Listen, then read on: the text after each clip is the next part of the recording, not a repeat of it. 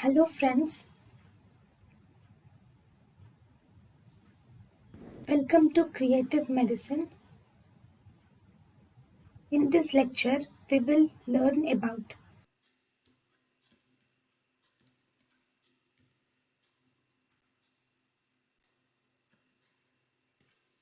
Corneal deposits and pigmentation.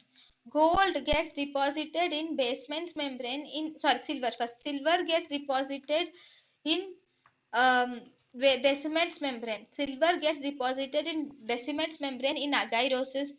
Gold gets deposited in the chrysiasis. In chrysiasis, gold gets deposited in the epithelium and the stroma.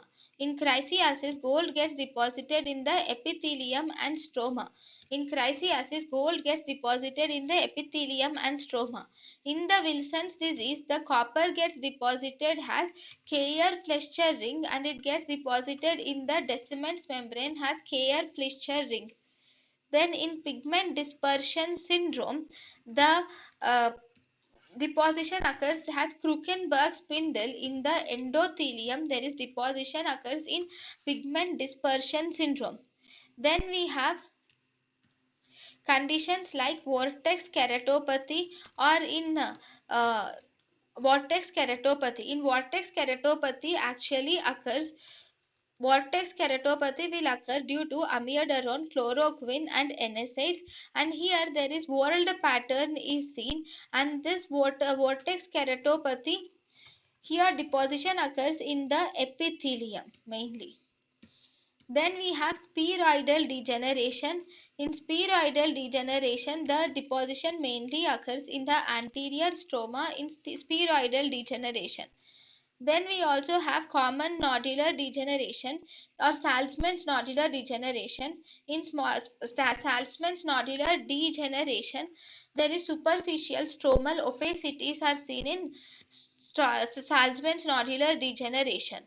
So, this is the Kayer-Fleischer ring which is seen in the deciment's membrane. This is the Kayer-Fleischer ring. Then, this is the vortex keratopathy which is seen. Then spheroidal degeneration which occurs in anterior stroma is seen here. This is how spheroidal degeneration looks. And we have Salzmann nodular degeneration.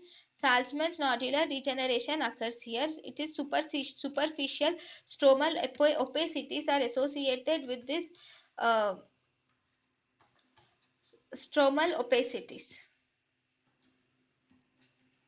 So these are the corneal pigments and deposition. thank you and thank you for watching.